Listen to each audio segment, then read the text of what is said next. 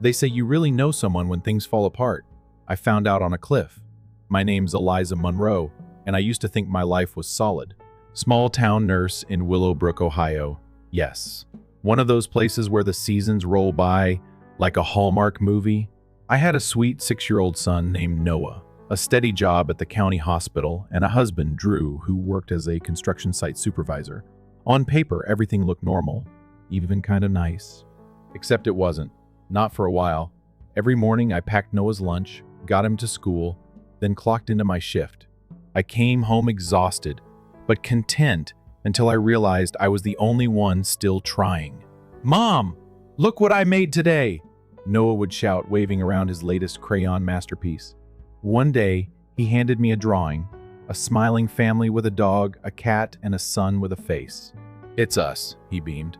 "And that's Rocky the dog. Can we get one?" I taped it to the fridge, heart swelling. "It's beautiful, baby.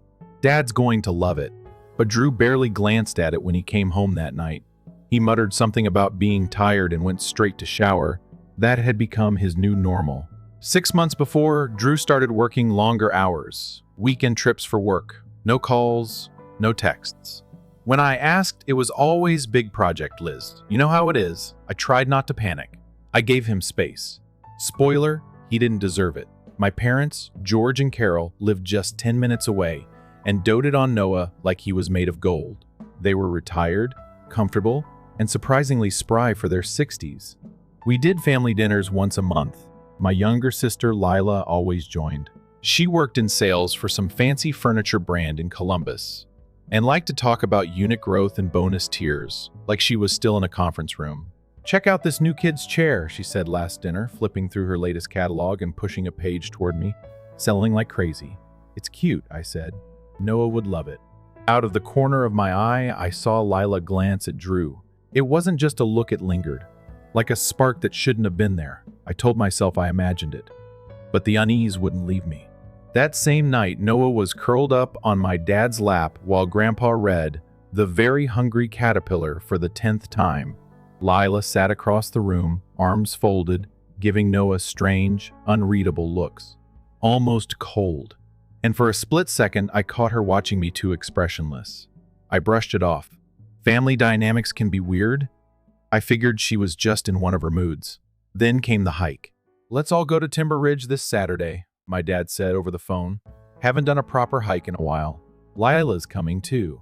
Noah overheard and jumped up and down. "We're going to the forest? Will there be raccoons?" "Hopefully not too many," I laughed. Drew surprised me when I asked him. "Let's go," he said with a weird enthusiasm. I blinked. Since when did he like hikes? But the day before the trip, he called. Something came up. Big delay on site. "You guys go ahead." Of course, I should have canceled. I didn't. I thought, at the very least, Noah would have fun. We woke up early that morning to bright skies and fresh fall air.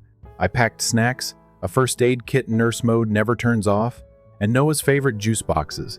"Ready, Explorer?" I asked. He came bouncing down the stairs, wearing his bug hunting hat and holding a magnifying glass like it was a treasure map. The doorbell rang. My parents had pulled up in their old Subaru. My dad was driving, my mom in the passenger seat, Lila in the back, in flashy brand name hiking gear like she was headed to a sponsored Instagram shoot. "Morning!" Dad beamed as we climbed in. Something felt off. Everyone was overly chipper. Mom kept repeating how today would be special. Lila barely looked up from her phone. I asked if they were okay. "Yeah," Lila said too fast. "Just checking the time." Right. The drive got weirder. Instead of heading toward the main trail, Dad turned off onto a narrow dirt road I'd never seen before. "Shortcut," he said. "Found it years ago. Real hidden gem. You'll love it." We parked in an empty gravel lot with no other cars in sight. Red flag? You'd think. But I ignored it. "Noah, stay close, okay?" I said, tightening his little backpack straps. He nodded solemnly, like a mini soldier. "Got it." The trail was steep and narrow. I noticed something odd. My parents had barely brought any supplies. Lila had no water bottle, no bag, just her phone. I asked, "You sure we're prepared for this hike?" Mom waved it off. "We're not going far. Just a lookout spot." Noah ran ahead with Grandpa, chattering about mushrooms and pine cones. We finally reached an open ledge overlooking a deep valley. The view was spectacular: miles of trees, a glimmering lake below, and wind strong enough to tug your hair loose. Noah grinned. "Look, Mom, you can see forever." I didn't smile. I felt the tension, the glances, the way Lila stood just behind me, the way Mom and Dad flanked the edges of the path, like a formation. And then it happened. Dad reached for Noah. "Come closer, buddy, I'll show you the lake." "Noah, stay back," I shouted. Lila grabbed my arm. "Let go of me, what are you doing?" "Just showing him something," she said with a fake smile, her grip tightening. "Stop!" I twisted, trying to pull away. Dad picked Noah up. "No!" I screamed. "Put him down!" Then Mom moved, not toward me, but behind me, and shoved. Everything happened in slow motion. The edge, my feet slipping. Noah crying out. I lunged, grabbed him, twisted my body to shield him. And then we fell. The wind roared past my ears as we plummeted, my arms locked around Noah, my mind frozen in disbelief. Branches slashed at us, rocks cracked against my side. Pain exploded through my body, but I never let go. I couldn't. All I could think was, keep him safe, no matter what, protect Noah. When we finally hit the ground, it was like my soul slammed into concrete. The breath was knocked out of me. My limbs felt detached, as if my body was trying to abandon ship. Still, I held him. My eyes fluttered open. Blood pulsed in my ears. Noah was beneath me, barely moving but breathing. His little voice trembled. "Mom, are we gonna die?" I couldn't cry, not yet. I needed to be strong, even if I was shattered inside. "No, baby, we're not. I've got you." My voice was raw, barely more than a whisper. My right leg throbbed with a pain that felt deep and final. My left arm refused to move. Something was definitely broken, probably both. But Noah, he looked okay. Scraped, bruised, shaken, but alive. I had done it. I had protected him. The price? I couldn't tell yet. All I knew was that we were somewhere deep, somewhere hidden, and no one knew where we were, except the people who pushed us. I could hear them above. Muffled voices, footsteps near the cliff's edge. I couldn't make out the words until the wind shifted. "Do you see anything?" That was Lila's voice, calm, cold, emotionless. "No movement," Dad replied. "She might be gone. Should we check?" Mom's voice wavered. "Too risky," Lila snapped. "We leave now. No one comes this way. No one will find them." I froze. So did Noah. We looked at each other without speaking. I saw the understanding in his eyes. He knew we had to pretend. That's what shocked me most. My 6-year-old grasped what was happening better than most adults would. We lay perfectly still, not breathing too deeply, not flinching as bugs crawled across our arms or sticks dug into our skin. We became part of the forest floor, waiting, hiding in plain sight from the people who should have loved us. Then came the final blow. Lila's voice cut through the air like a jagged knife. "Once the insurance money comes in, Drew and I will finally be free. No more pretending. And we don't have to worry about the kid anymore. He wasn't part of the future anyway." I stared at the treetops. I couldn't speak. I couldn't scream. I couldn't even feel the pain in my body for a second. Only the betrayal. My husband and my sister. My own parents helping them. And for what? Money? Convenience? I was disposable to them. So was my son. All those late nights Drew didn't come home. The blank stares from Lila. The way my parents suddenly stopped calling unless it was about Noah. They weren't signs. I see that now. They were rehearsals. And I'd been too tired, too trusting, too blind to notice the script forming around me. Eventually, the voices above faded. I waited another 10 minutes, then whispered, "Noah, are you okay?" He nodded, eyes wide but steady. "You didn't let go." "I never will," I said, kissing his forehead. My phone was gone, probably smashed on impact. I looked around. Thick trees, no clear trail, uneven ground everywhere, and it was getting dark. "We need to get out of here," I said, wincing as I tried to sit up. My leg refused to cooperate. My arm hung useless. "Can you walk?" I asked him, dreading the answer. "I think so," he whispered. "It hurts, but I can move." I stared at him. Dirt on his cheeks, scratches on his knees, but something fierce in his eyes, stronger than any 6-year-old should have to be. "I'll help," he added quickly, seeing my struggle. "We'll go slow." Using a long branch and Noah's steady little hands, I managed to limp forward, inch by painful inch. My bones screamed with every step. The forest floor was uneven, full of roots and rocks. I slipped more than once. Each time, Noah pulled at my clothes, whispering, "We've got this." I didn't know where we were going. I just knew we had to move. Sitting still meant giving up, and I wasn't ready to die in a forest my family dumped me in. Night fell hard and fast. The cold seeped in through my jacket, gnawing at my spine. We paused beneath a large tree, the ground softer with moss. I let myself sit, but only for a moment. "Noah," I asked gently, "do you remember the way back to the trail?" He shook his head. "But I saw some pink flags on trees before. Maybe if we find one." That was enough. That one hopeful thread. I took a shaky breath. "We follow the flags," he nodded. I forced myself up again. Hours passed. I lost track of time. My watch had cracked in the fall, stuck at 6:48. I started seeing things that weren't there, glimmers of headlights, flickers of Drew's face. I ignored them. I had to. Noah stayed focused. He found the first flag near a rock with moss. "This way," he said, gently tugging me along. By what felt like a miracle, or maybe just Noah's determination, we stumbled out onto a familiar trail just as dawn broke. Light spilled between the trees like mercy itself. We didn't have to wait long. A couple appeared older, with hiking sticks and wide-brimmed hats. The woman gasped when she saw us. "Oh my God, are you two okay?" I couldn't answer. I just nodded, tears spilling silently. The man handed me water while his wife wrapped her scarf around Noah. They called for help. They didn't ask too many questions, just held us steady until the ambulance came. The paramedics lifted us into the van, and as the siren wailed through the forest, I finally allowed myself to let go. Not of Noah, but of the fear, because we had survived. At the hospital, they ran scans and tests and asked 100 questions. The doctor looked at me kindly. "You're lucky to be alive. Your leg's fractured, arm too. You'll need surgery, but you'll heal." "And my son?" I asked, heart lodged in my throat. "A few bruises, nothing broken. He's a resilient little guy." I smiled through the tears. He saved me. Later that evening, a detective arrived, Detective Alan Cooper. Kind eyes, steady hands.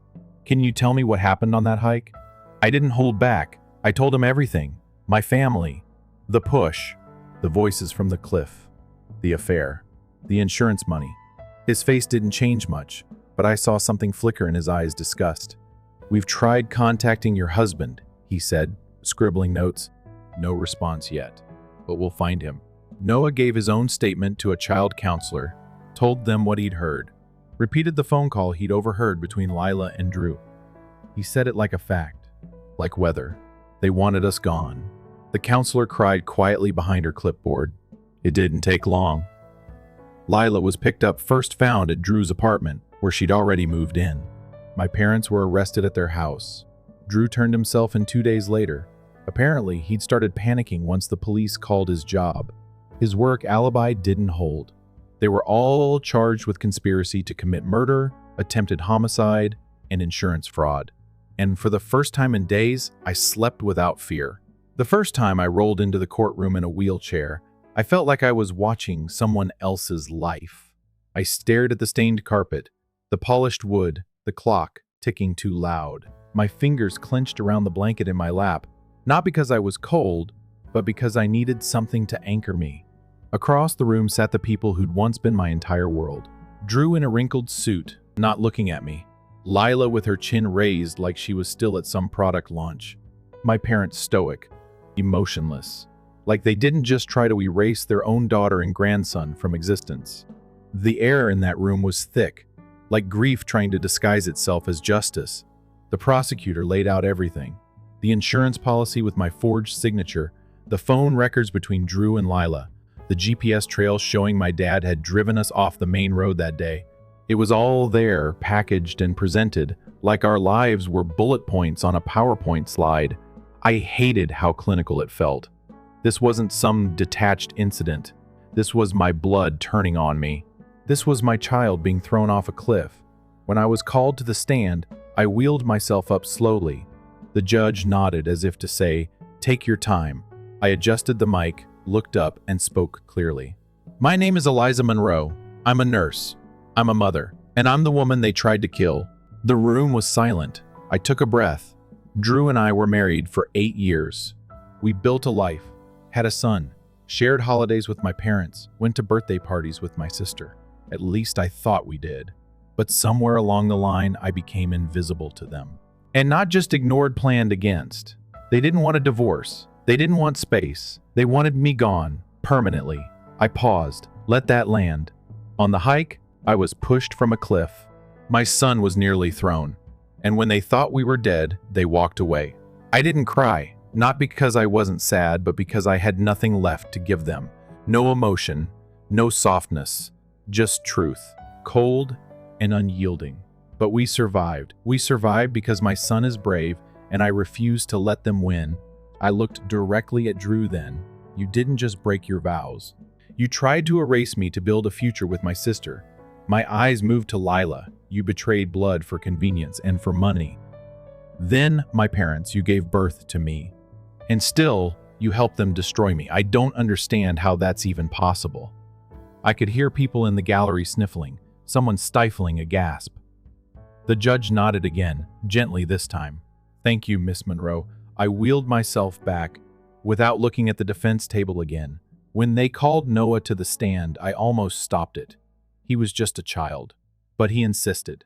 He stood there in his little blue button-up, hair combed neatly, holding his favorite dinosaur toy in one hand. The room softened the moment he opened his mouth. "Grandpa tried to show me the view." Mommy said it was too close. Then everything felt scary. The judge asked if he was afraid. "Yes," Noah whispered. "But I stayed quiet, like Mommy told me." I listened. He glanced at me. "She kept me safe. Always." I broke then, quietly. Just one tear. Not because of the trauma, but because of the strength in his small voice. Over the next few days, the courtroom became a theater of unraveling lies. The defense tried to paint it as an accident. They said my parents didn't know what was happening. They said Drew never intended harm, that the insurance policy had been updated for safety reasons. But it was all paper thin. The texts between Lila and Drew were graphic and shameless. "When she's gone, it'll just be us. Noah's young, he won't even remember." There were voicemails too. One from my mom to Lila saying, "Just make sure Eliza doesn't get suspicious. We can't afford that." It was like watching my life played back through a nightmare reel. Lila finally cracked first. During her cross-examination, she fumbled her answers, contradicted herself. When asked why she didn't help search for us, she said, "I assumed they were already gone." The prosecutor tilted his head. "Gone? As in dead?" She hesitated. "I mean hurt." I panicked. But the courtroom didn't believe her. No one did. Drew sat stiffly, jaw clenched. My parents showed no remorse. They didn't apologize. Not once. Not even a glance of guilt. Just resentment. Like somehow I'd made all of this happen. The verdict came in on a rainy Thursday. I remember because the courtroom smelled like wet coats and tension. The jury didn't take long. Guilty on all counts: conspiracy, attempted murder, fraud. Drew and Lila were sentenced to 25 years. My parents each got 15. I didn't cheer. I didn't sigh with relief. I just sat there, numb, like someone who had stared into the core of her family and realized it was hollow. Outside, reporters tried to catch a statement. I ignored them. What could I say? That justice felt like ash in my mouth, that I would have given anything to not have been right about the people I loved. I held Noah's hand as we left. He looked up at me and asked, "Is it over now?" I knelt beside him, my cast still stiff, my muscles aching. The scary part is, the healing takes longer. In the months that followed, life moved on, but not quickly. Recovery came in fragments. My body healed faster than my heart. I walked with a cane at first, then slowly without. I kept working part-time at the clinic once I was cleared, but I changed shifts. I didn't want to run into patients who'd seen my face on the news. Small towns have long memories. Noah started therapy, and so did I. Some nights, we still woke up from nightmares. Other nights, we stayed up watching cartoons, both afraid to fall asleep. My friend Rachel from the hospital was my anchor. She brought groceries, babysat Noah when I had appointments, never asked for anything in return. One afternoon, sitting on her porch, she asked, "Have you thought about leaving town?" I had. More than once. Somewhere clean, somewhere quiet, somewhere that doesn't smell like what happened, she added. I nodded. Colorado. My cousin lives there. Says there's a clinic that needs help. Noah could start fresh, so I sold the house. Quietly. No announcements. Just packed what we needed and mailed the keys back to the realtor. It felt like shedding skin.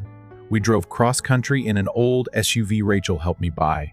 Noah picked the playlist. Halfway through Kansas, he turned to me and said, "This is the beginning, right?" I smiled. "Yes, baby. This is the beginning." Starting over wasn't something I planned. It was something I had no choice but to do. We arrived in Colorado on a cloudy morning, the kind where the mountains seemed to breathe in the mist, and the air smelled like rain. The town was small, quieter than Willowbrook, but not empty. People smiled at you when you passed. Not because they knew you, but because kindness still lived in them. We rented a room in a converted guest house, owned by a woman named Maeve, Rachel's cousin, who had the kind of warm energy that made you feel welcome just by walking through her front door. She had 2 dogs, an old cat, and a way of saying honey that wrapped around your shoulders like a blanket. Noah immediately bonded with her dogs, and she took to him like a favorite grandchild she didn't know she needed. I was grateful in ways I didn't have words for. I started working at a local health clinic 2 weeks later. It was a small operation, 2 doctors, 1 nurse practitioner, and a rotating shift of assistants. Nothing fancy but steady and honest. People came in with sprains, allergies, broken toes, and every now and then something heavier. It was different from the hospital chaos I'd been used to. Here, there was room to breathe. I liked it more than I expected. The routine became our foundation. Every morning, Noah and I walked to the elementary school 5 blocks away. He wore a red backpack that looked too big for him and carried a small dino keychain he'd clipped to the zipper. After drop-off, I'd grab coffee at the corner shop, say hello to Maeve's neighbor who ran the hardware store, and head to the clinic. It was simple, predictable. And after everything we'd been through, that predictability felt like peace. But healing didn't mean forgetting.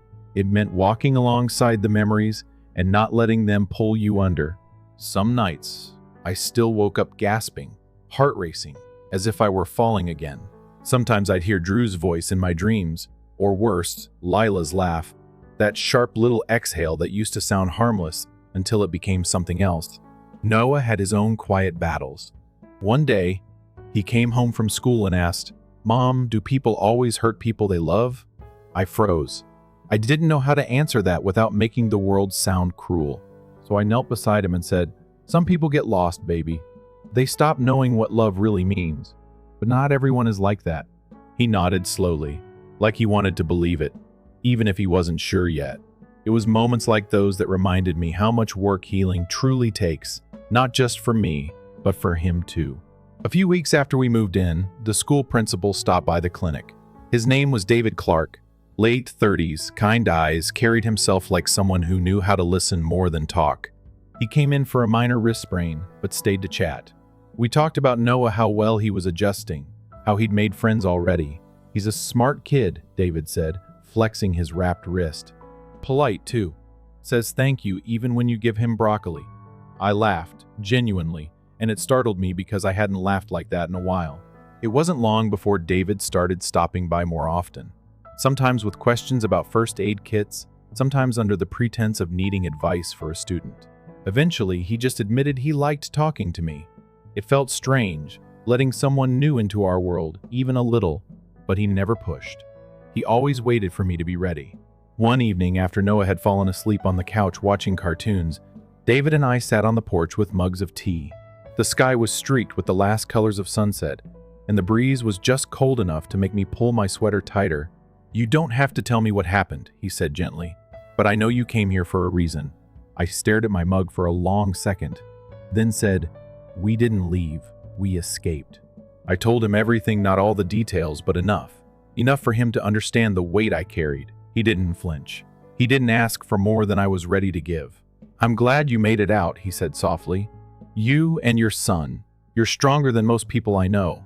I didn't reply, but I looked at him, really looked at him. And for the first time in a long time, I felt something shift inside me. Not love, not yet, but the beginning of safety.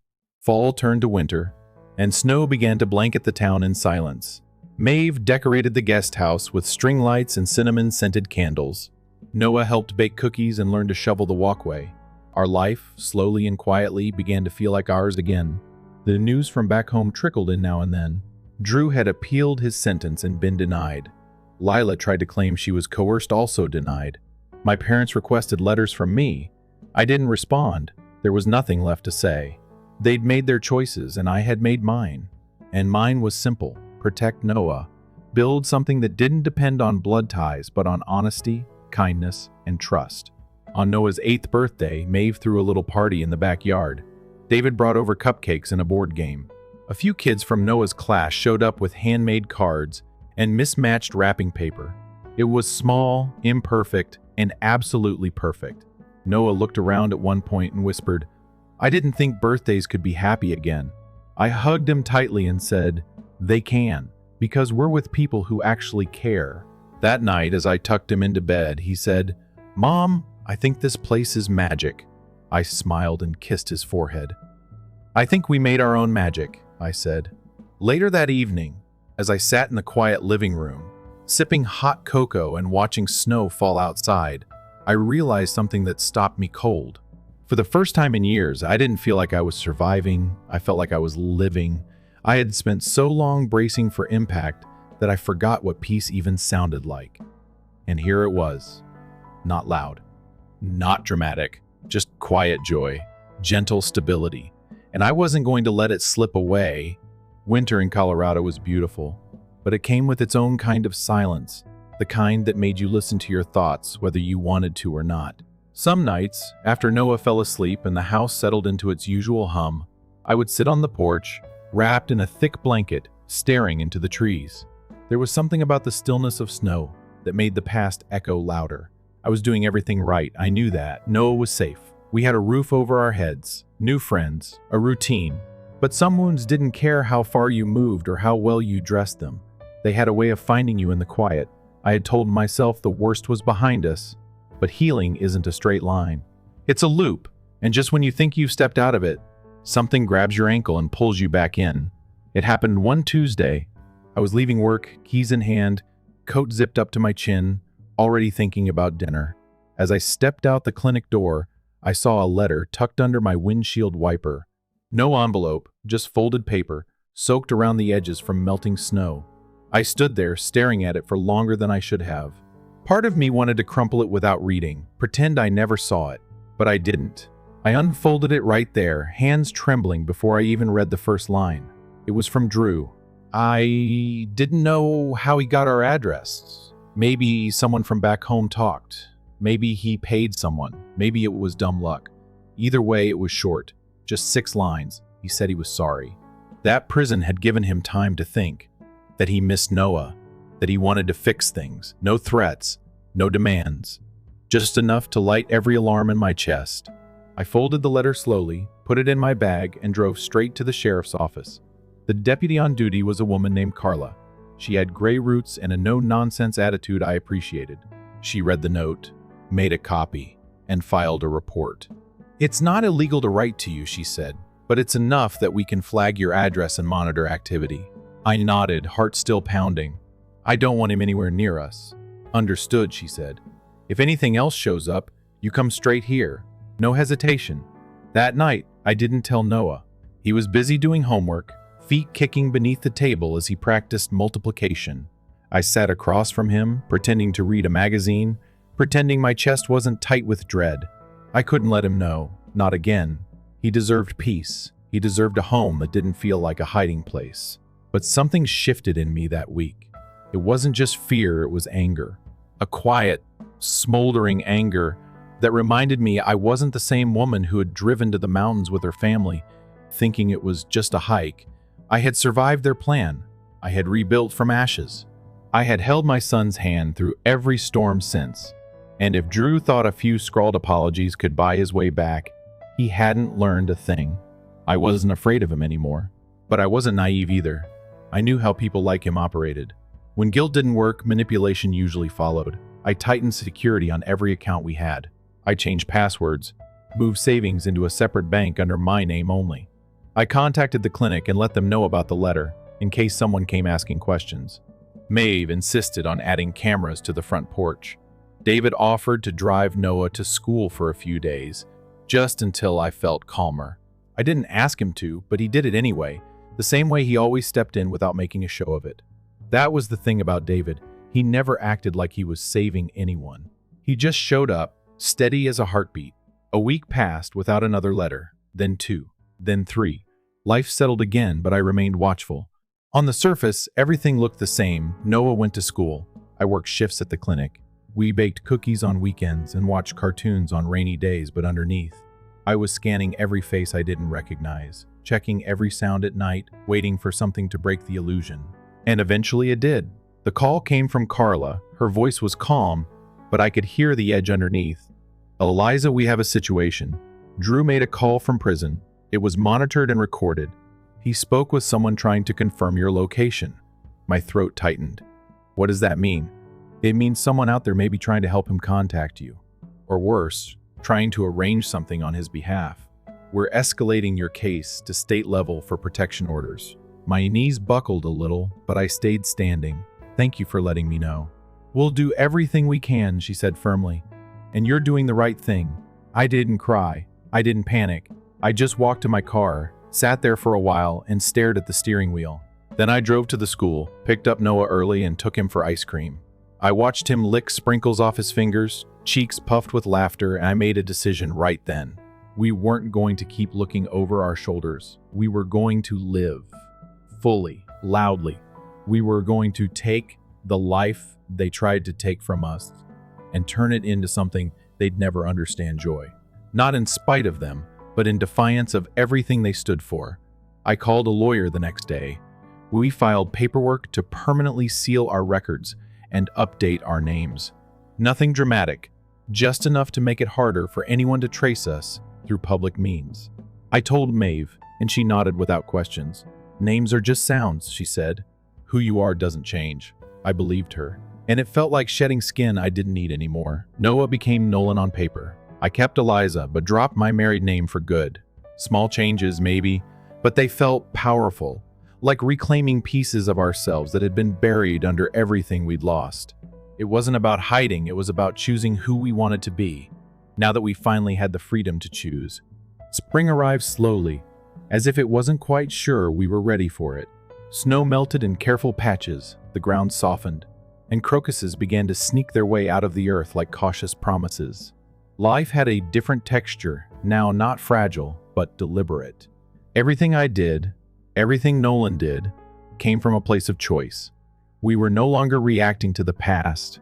We were shaping our future. His name had officially changed, mine too, and seeing it on paperwork, school forms, even in library cards made it feel real in a way that words alone couldn't. We had started over, not by running, but by reclaiming. And that difference mattered. One afternoon, as we walked home from the farmer's market with a bag of fresh bread and strawberries, Nolan looked up at me and asked something that caught me off guard. Mom, do I have to hate them? I paused, adjusting the bag on my shoulder. You don't have to feel anything you don't want to, I said carefully. But you never have to love someone just because they're family. He nodded slowly, digesting it the way he did with all big thoughts. I think I just don't want to remember them. That's okay, I told him. Forgetting isn't weakness. It's making space for better things. That night, he drew a picture of our house with Maeve's dogs in the yard, me in the garden, and himself holding a kite with David standing beside him. He wrote my family at the top in shaky but proud handwriting. I pinned it on the fridge without saying a word, but something swelled in my chest, too big to name. David had become a part of our lives gradually, without force. He never tried to replace anyone. He just made room for himself quietly, with steady hands and honest questions. He helped Nolan with math when I worked late, brought soup when I had the flu, fixed a broken cabinet without being asked. He never used our past against us. He didn't treat us like survivors, just people worth showing up for. One evening, after a long walk through town, he took my hand gently and said, "You don't have to answer now, but when you're ready, I'd like us to be something more." I didn't pull away. I didn't freeze. I just squeezed his hand and said, "When I'm ready, I'll tell you." Healing had made me cautious, but it hadn't made me closed. I had learned that boundaries weren't walls. They were doors you chose to open when it felt safe. And with David, I wasn't afraid of what was behind the door. I just needed to be sure I was walking through it with both feet. Months passed, and life filled itself in with the small, important things: Nolan winning a spelling bee, me getting offered a full-time position at the clinic, Sunday dinners on the porch, laughter echoing without apology. I began to understand that we hadn't just escaped something dark, we had built something better in its place. Not perfect, but honest and strong. Then, one morning, I received a letter I hadn't expected. Not from Drew, not from Lila, but from my father. It came from the prison address, in his handwriting, and I almost threw it out, but curiosity peeled it open before fear could stop me. It wasn't long. He said he'd been reading books on forgiveness, that he'd made mistakes, that he never stopped loving me, even if he hadn't shown it. He didn't ask for anything. Not contact, not visits. Just wrote, "I hope someday you'll understand why I couldn't stop what happened." I read it twice, then folded it and placed it in the back of a drawer. Not because it moved me, but because it didn't. The part of me that once would have hungered for closure now understood that not all wounds are meant to be spoken to. Some are simply buried, not in anger, but in peace. I told no one about the letter. It didn't belong in our new life. As Nolan's 9th birthday approached, we decided to do something we hadn't done since moving host to celebration. A real one. Maeve offered her backyard. David grilled burgers. Nolan invited his classmates. And for the first time in years, I baked a cake without feeling like the past was sitting on my shoulder. The kids played tag until their legs gave out. Nolan opened his presents with wide eyes and whispered thank you to every person, even the ones who brought socks. At the end of the night, he crawled onto my lap, tired and full of frosting, and whispered, "This is the happiest I've ever been." I didn't answer. I just held him and let the truth of that moment settle around us like the stars above. That same night, after Nolan went to sleep, David and I sat on the porch, feet bare, mugs warm between our hands. The silence wasn't heavy anymore. It felt like space being held. I turned to him, heart calm for once, and said, "I'm ready." He didn't smile right away. He just nodded, like he'd known it would come eventually, and placed his hand over mine. We didn't make grand plans. We didn't talk about marriage or what came next. We just sat there, two people who had found something real in the ruins of what could have destroyed us. And that was enough.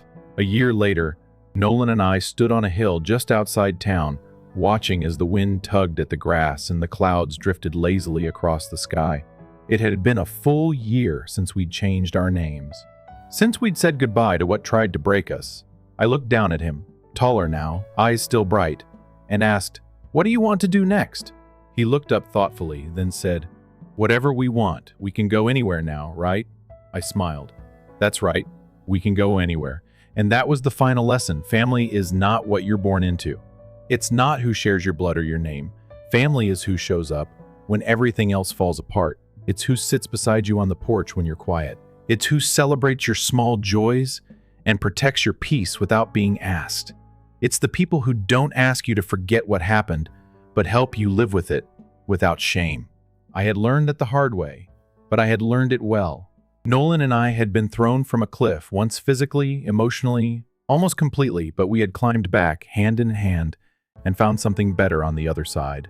So when I tell people my story now, I don't start with the betrayal. I start with the boy who held my hand when I couldn't walk. I start with the porch where healing began. I start with the truth that you can lose everything and still end up with more than you imagined. Because sometimes the fall doesn't break you. It breaks you open. And from there, if you choose carefully, you can grow something stronger than survival. You can build love. You can build peace. And that, to me, is the best kind of revenge. Story 2.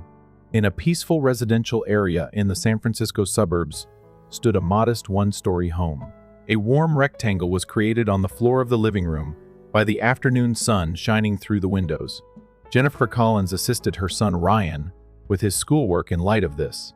The weariness of another day. "Is this acceptable, Mom?" Ryan, who is 8 years old, presented her his arithmetic worksheet. There was always a combination of friendliness and nervousness in his big brown eyes. "Excellent work. Jennifer stroked her son's silky hair and grinned. The social studies worksheet is all we have left for tomorrow. Jennifer was a fifth-grade teacher at the neighborhood elementary school.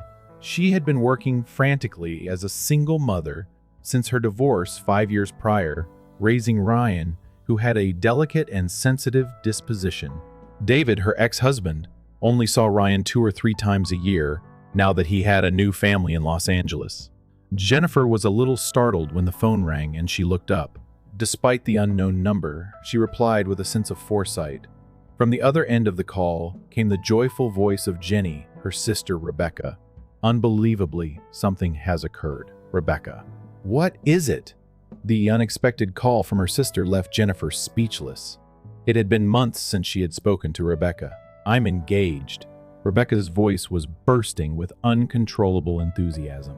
Are you familiar with Marcus Hamilton? Hamilton Investments heir? Jennifer couldn't say anything. Well was the Hamilton family. Do you know anyone who posts Reddit tales on YouTube and makes over $10,000 a month? Just a laptop, no voice, no face. If you're interested in the wealthy clan on the West Coast, I've included a link below. 3 years prior, she recalled Rebecca's shift to a marketing firm. They were a significant customer, she had claimed. Rebecca, congrats, Jennifer whispered softly. It surprises me. You're shocked, of course. The Ocean View Resort in Santa Barbara will host our lavish wedding next month. The invites have already been sent out. Yours ought to arrive tomorrow. Rebecca didn't pause to catch her breath. 300 visitors. A well-known designer's bridal gown, a cake with 6 layers. As she heard all of this, Jennifer couldn't help but notice how far apart her sister's world was from her own little one. Parents are already overjoyed. Mom in particular is sobbing uncontrollably as she says, "My darling daughter is marrying into such a wonderful family." Jennifer inhaled deeply and closed her eyes. Their mother in particular had always favored Rebecca above all others. Jennifer's quiet demeanor contrasts with Diana's from her youth. No one told Rebecca, "Why are you unable to be as introverted as Jenny?" How often, instead, had Jennifer heard Jenny, "Why aren't you as intelligent and outgoing as Rebecca? How is Ryan, by the way?" Rebecca's tone softened abruptly. According to Marcus's mother, she is eager to meet the entire family, particularly her adorable nephew. Jennifer turned to face Ryan. He appeared to be reading a book and listening to his mother's phone conversation. "Is it possible for us to attend the wedding? Ryan is doing good. You'll come, of course." Rebecca's tone became quite abrasive. "We are related. Jenny, regardless." Jennifer hung up the phone and collapsed into the couch. She had a complex connection with Rebecca. In private, Rebecca had always made fun of Jennifer's life. Rebecca had described her marriage to David as a decent option for someone like you, and she couldn't forget how she had termed her decision to finish college and become a teacher a waste of ability. She seemed to be saying, "As I expected, Mom was that aren't following the divorce." Rising from his book, Ryan looked up. "Rebecca is getting married too. Tomorrow, the invitation will arrive." Ryan's expression lightened. "A wedding? Can we leave?" Observing his unadulterated happiness. Jennifer experienced heartbreak. While swooning over Rebecca, Ryan's parents showed little interest in Jennifer and Ryan, and he hardly got the chance to spend time with his father's family. "I'll give it some thought," Jennifer said evasively. The promised opulent invitation showed on the following day. An invitation to a 3-day, 2-night wedding at the Santa Barbara resort was written in gold foil script. The phone rang once more as Jennifer was reading it.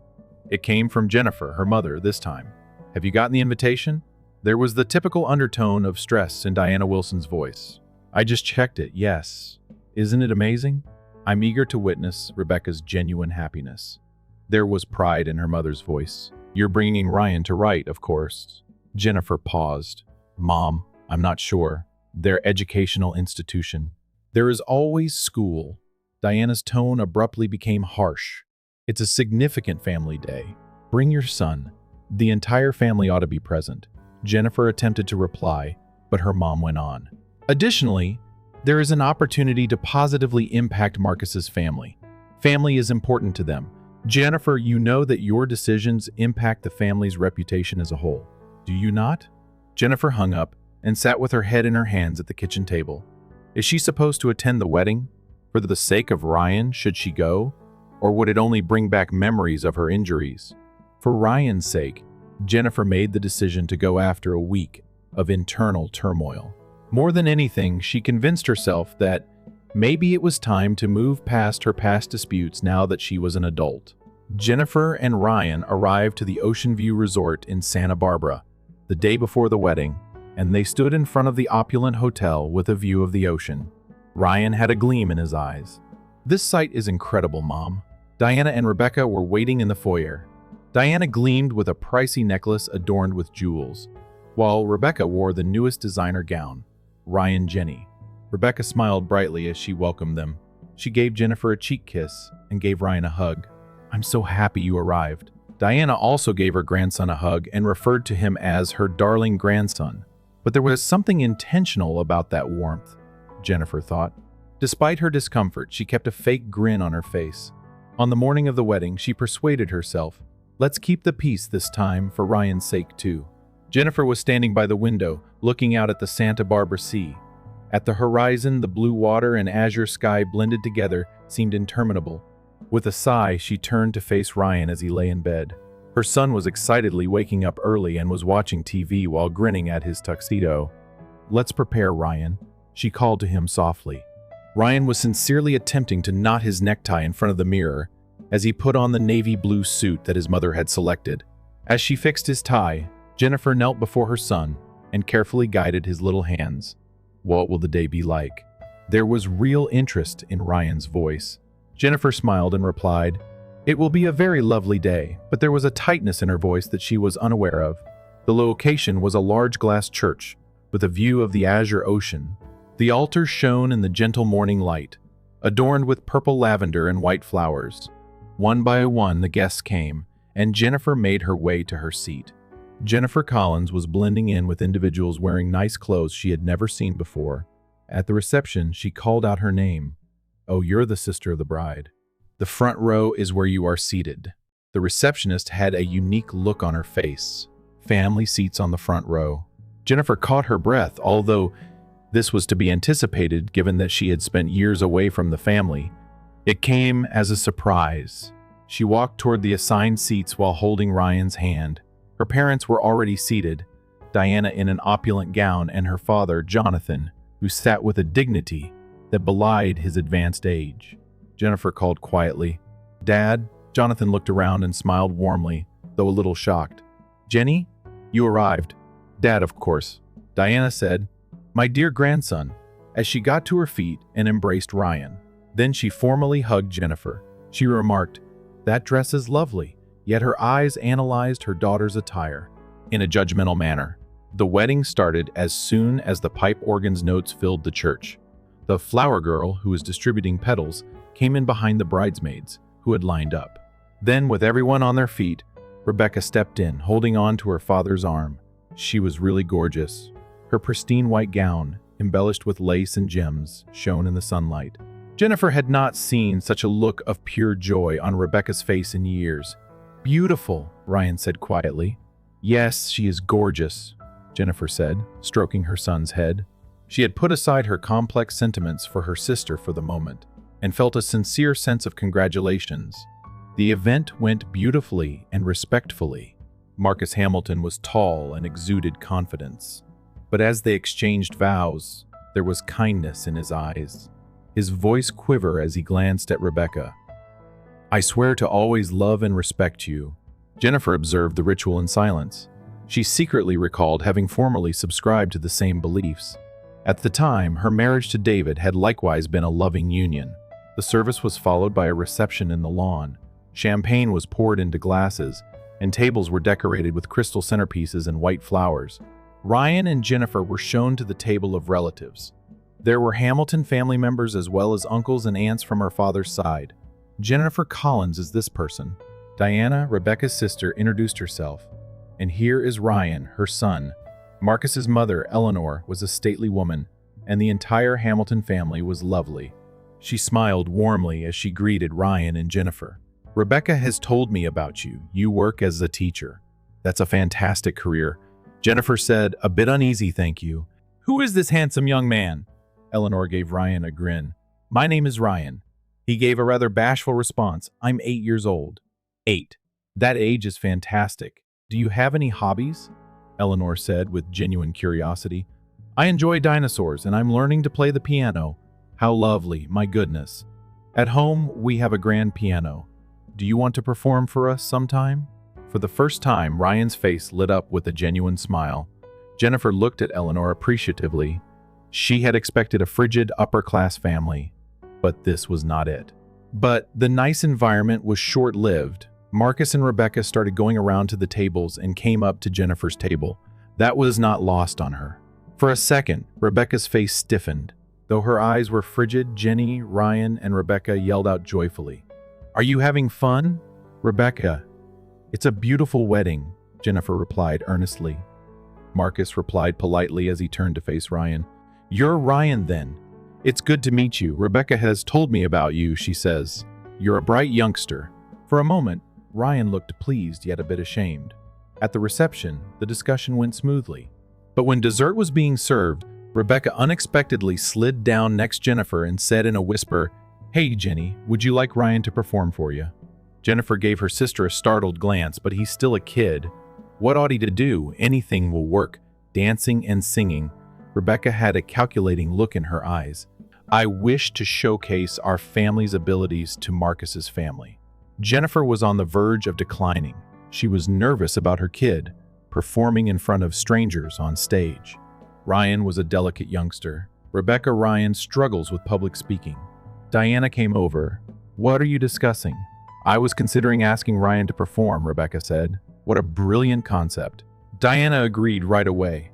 In a quiet voice, she said as she turned to face Jennifer, Be helpful on this unique day. Unexpectedly, Jennifer's demeanor changed to one of confusion as she stared at Ryan. He gave a little nod. Ryan responded softly, I want to try. Because his sincere emotion moved Rebecca, Jennifer was powerless to protest. Okay? It was the height of the welcome. The space was filled with the sound of laughter and clinking champagne glasses, as well as the sounds of the live jazz band. From a distance, Jennifer observed Ryan sitting on a chair and twitching his fingers uncomfortably. Rebecca was ready to approach him after sensing his nervousness when she grabbed a microphone and stood in the middle of the hallway. I want to thank everyone for this amazing experience. The hall rang with Rebecca's voice. Her attractiveness was enhanced while she was wearing her bridal gown, which was all white. I wish to spend my special day with my whole family today. Rebecca turned back to the visitors after glancing at Marcus and smiling lovingly at him. She laughed and lifted the microphone, saying, Now we have a special performance. Her joy was evident in her voice. Ryan, the son of my sister, will now perform in an exciting manner. Ryan became the center of attention in the venue. He sat still. Jennifer made an effort to go quickly to her kid, but navigating the mob took some time. Ryan, hurry up. Everybody is waiting. Rebecca's eyes shone coldly despite her lovely speech. With shaky legs, Ryan rose slowly and made his way to the little stage. As she watched his little back, Jennifer's chest constricted under the stares of everyone in the room. Ryan paused in front of the microphone, seemingly unsure of what to do, until he eventually walked up on stage. His little lips were quivering and his eyes were wide with fear. Diana blocked Jennifer's way when she eventually emerged from the throng and approached the platform. It's okay. Diana smiled and said, I'll assist. Those remarks gave Jennifer a brief sense of comfort, but then she froze in fear. Diana stepped up on stage and stood behind Ryan, who was unaware of what was going on, after taking matches out of her handbag. Observe, ladies and gentlemen. Diana touched Ryan's shoulder and spoke. There will be a special performance by my lovely grandson. Amazingly, Diana then struck and ignited a match. As the little flame got closer to Ryan's silky hair, Jennifer looked in icy fear. This is the show for today. Have fun. Diana was about to touch Ryan's hair with the match flame when Rebecca yelled over the microphone. The venue erupted in laughter after a brief period of stillness. People were yelling, How hilarious! What a wonderful performance! However, those voices soon stopped. Ryan's scream reverberated throughout the arena as a little flame sprang from his hair. It is painful. The temperature is high. Mom. Ryan's voice was filled with sheer fear. His tiny hands groped for his head as tears welled up in his eyes, but he appeared hesitant to touch the flame. After waking up, Jennifer hurried to the stage. In an attempt to put out the fire, she hastily removed her jacket and covered Ryan's head. "What are you doing?" Her voice shook with fear and rage. "Are you crazy?" Rebecca smiled in response and shrugged. "It's not harmful, it's a particular effect. Just a small joke, you're going overboard." "Jenny." "A joke." Jennifer gazed incredulously at her sister. "It's absurd to set my son's hair on fire. This flame is unique. It doesn't hurt and goes out fast." Calmly, Diana replied. "You're all right, Ryan? Be a boy of strength." Ryan, however, was still sobbing and shaking. There was a slight charred scent in the air, and a portion of his hair was singed. Jennifer cradled her kid. "Now everything is okay, Ryan.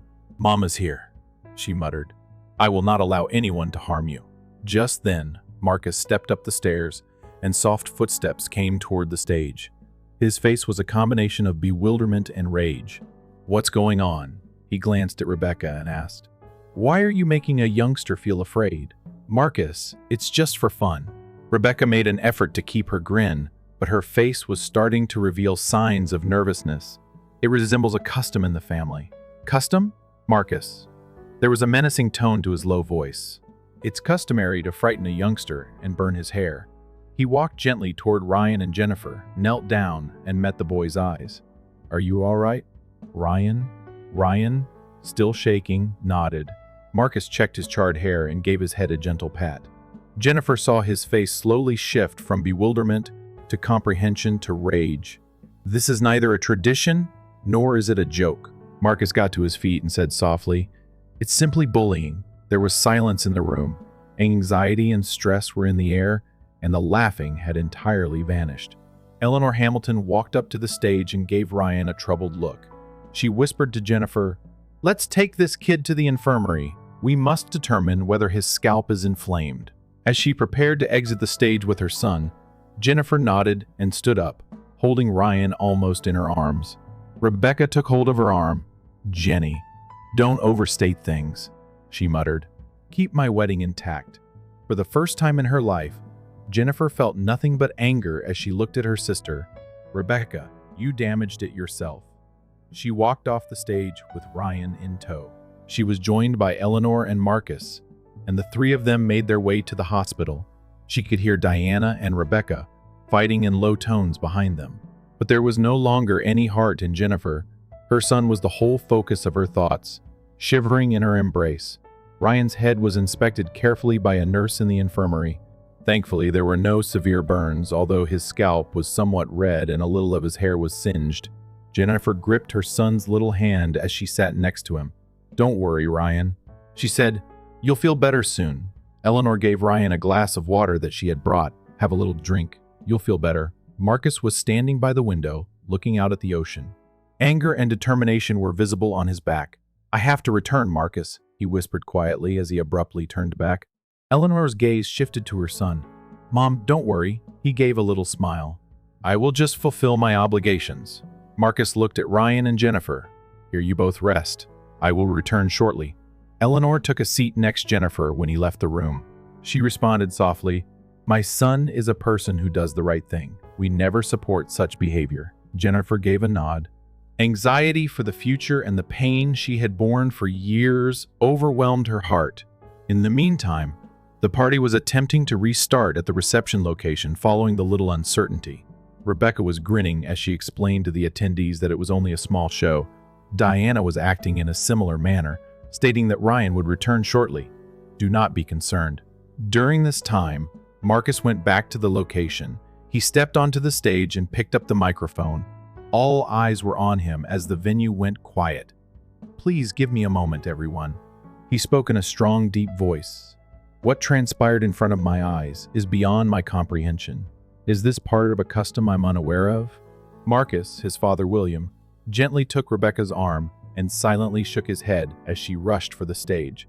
"I witnessed a youngster crying and experiencing terror today," Marcus went on, "and I saw that there was a significant silence across the auditorium as individuals who referred to this entertainment as an act laughed." Marcus glanced at Rebecca carefully. There was anguish in his eyes. "I thought I loved you, Rebecca, but today I noticed a different side of you than the one I knew." After blushing, Rebecca hurried to the stage. That was a joke, Marcus. Don't worry about it too much. It is serious business to put a child in danger and turn them into a laughing stock, Marcus responded coolly. It isn't consistent with the ideals of my family, Diana added, her voice. You don't understand, Marcus. Ryan was unharmed. It was a special effect. But Marcus, together with his mother Eleanor and father William, got up and took the stage. Their facial expressions were stern and determined. William announced to the venue that the wedding would be momentarily halted. The Hamilton family must think carefully about what happened today. Rebecca's face drained of blood. What do you say? I'm getting married today. Silently, Marcus took her hand and examined the engagement ring. I loved you, but love is compassion and respect. That was not at all what I witnessed today. After releasing Rebecca's hand, he walked off the stage. Then he made his way over to where Ryan and Jennifer had come from the infirmary. Ryan appeared a little more composed, though he was still shaking. Ryan. Marcus crouched down and met the boy's eyes. I sincerely apologize. I want to express my heartfelt regret for causing you pain and fear. Ryan nodded in silence. Marcus turned to Jennifer and put a kind touch on his shoulder. I sincerely apologize to you and your son, Jennifer, for the incident that occurred during my wedding. You're not to blame. Jennifer gave a modest response. There's nothing to apologize for. Marcus inhaled deeply before getting to his feet. After that, he went back to the stage and picked up the microphone. There was an amazing hush throughout the venue. This is where I declare everyone, although his voice was shaking, his will remained unflinching. I, Marcus Hamilton, now dissolve my union with Rebecca Wilson. There was a whisper from the location. Diana's face flushed scarlet with humiliation and rage, while Rebecca stood still. Marcus went on to say that a real family respects, loves, and guards one another. I didn't see today that I couldn't relate to a family that upholds these ideals. William and Eleanor supported their son's choice by standing next to him. People started to slowly get up from their seats as a thick stillness descended on the stadium. After exchanging perplexed looks, many of the visitors quietly departed. Holding Ryan close, Jennifer prepared to silently depart the venue. Marcus halted her at that very time. Hold on, Jennifer. Where will you return to the hotel to pack our belongings? She replied. Enough is enough. Marcus's expression was solemn. To allow Ryan to relax, kindly stay till tomorrow. Additionally, if there is anything we can do, just let us know. Despite her confusion, Jennifer nodded when she saw her son's weary countenance. Thank you. The reception space soon became empty after they left. The opulent cake, flowers, and decorations all lost their significance, and the previous grandeur vanished. Standing on the stage, Rebecca's face was broken as she looked around. Her own actions caused her day, which was intended to be wonderful, to go apart. What have you done, Marcus? Diana said angrily as she stepped next to her daughter. However, the arena was deserted, and there was nobody in front of them, and there were still broken dreams. It was 3 weeks later. Jennifer and Ryan were attempting to go back to their regular schedules in San Francisco. Work, school, and quiet evenings. But they carried that day's memories with them forever. Ryan's mood was slowly improving, but he still experienced nightmares from time to time. Although the burned area of his hair had been trimmed short and was no longer visible, the scars on his heart were more difficult to heal. Thankfully, her kid didn't tell anybody about it, despite Jennifer's fears that he might be bullied at school. Mom, I passed the math test today with a perfect score. When Ryan got home from school, he exclaimed with pride. That's fantastic. Jennifer gave her kid a hug and smiled. Shall we prepare a spectacular celebration? The phone rang when they were in the kitchen mixing cookie dough. Although the number was unknown, Jennifer sensed something. Speaking is Jennifer Collins. This is Marcus Hamilton. Jennifer. From the phone came a soft voice. Is now a good moment? After a little pause, Jennifer said, Yes, that's fine. Tell me how Ryan is doing first, please. Marcus. There was genuine worry in his words. Little by little, he is improving. He's getting his hair back. I'm happy. Marcus let out a sigh of relief. I want to speak with you face to face, Jennifer, if you're okay with it. This weekend, I would want to travel to San Francisco. Despite her amazement, Jennifer was unable to think of a reason to decline. Okay. Marcus spent the weekend at Jennifer's house. He lacked the wedding's formality and was dressed casually in pants and a shirt. He had given Ryan a kid's electronic piano set as a gift. "I've heard you're taking piano lessons," Marcus remarked to Ryan with a smile. Initially timid and apprehensive, Ryan eventually warmed up and started playing easy songs on the new piano with Marcus's kind support. Marcus and Jennifer walked outside to the porch and drank coffee and chatted. "My relationship with Rebecca is ended," Marcus muttered. "Since that day, I've been in touch with her sometimes, but there's no turning back." Jennifer gave a nod. Calls from her parents' house had been ignored by her herself. Marcus really paused for a moment. "I investigated your family. I was informed that bullying had occurred in the past. I was informed by several of Rebecca's pals." Indeed. Jennifer's childlike eyes fell. "For my parents, especially my mother, I was never enough." "I apologize," Marcus responded earnestly. "I wanted to say I was sorry to Ryan, and to assist you in any manner that I can." Marcus then came to see them from time to time. Despite being a busy businessman, he found time during the holidays to watch movies with Ryan or teach him the piano. Oddly, he and Jennifer had grown to trust each other and understand each other naturally. At the same time, it became evident what had occurred to Diana and Rebecca. Someone had partially shared a video of the wedding on social media, and it had gained traction despite its narrow scope. Those who witnessed it all reacted with disgust and rage. Rebecca's social standing fell along with her precarious job at Marcus's family firm. Diana was also losing the reputation she had earned over the years, the outcome of their actions. Jennifer was relieved that justice had been served, but she also quietly acknowledged that she hadn't yearned for retribution. Ryan's school hosted a winter recital 6 months later.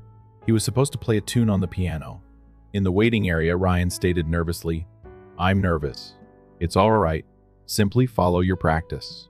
Marcus encouraged heartily. He had specifically taken today off from work. Jennifer touched the shoulder of her son. "You're capable. We're always here to help." The audience included Jennifer and Marcus, as well as Eleanor and William Marcus, whose parents had always loved Ryan and appreciated his gift. On occasion, they came to Jennifer's house and pretended to be actual grandparents. Ryan sat at the piano after going up on stage. He inhaled deeply, and as soon as his fingers hit the keys, he gave his relatives in the audience a little smile. A lovely tune reverberated across the corridor. Loud applause erupted as the concert came to a close. There was excitement and a sense of accomplishment on Ryan's face. He rushed to Jennifer after exiting the stage and gave her a hug. "Ryan, you are amazing." Marcus praised him and gave him a hug as well. "It was a really fantastic performance. My grandson has such talent," Eleanor said, William wiping away her tears. Jennifer gave her a startled look at those remarks. Grinning, Eleanor grasped her hand. "Our family already includes you, even in the absence of biological relations." When she got home that evening after Ryan had fallen asleep, Jennifer sat on the sofa in the living room and looked up at the starry sky outside the window. Marcus held her hand in silence as he sat next to her. "Blood ties are not what define a family. It has to do with sharing love and respect." Marcus spoke softly. "That was the day I found out." Squeezing his hand back, Jennifer grinned. Emotions she had long forgotten were resurfacing in her heart. Love, joy, and hope. It was a fresh start.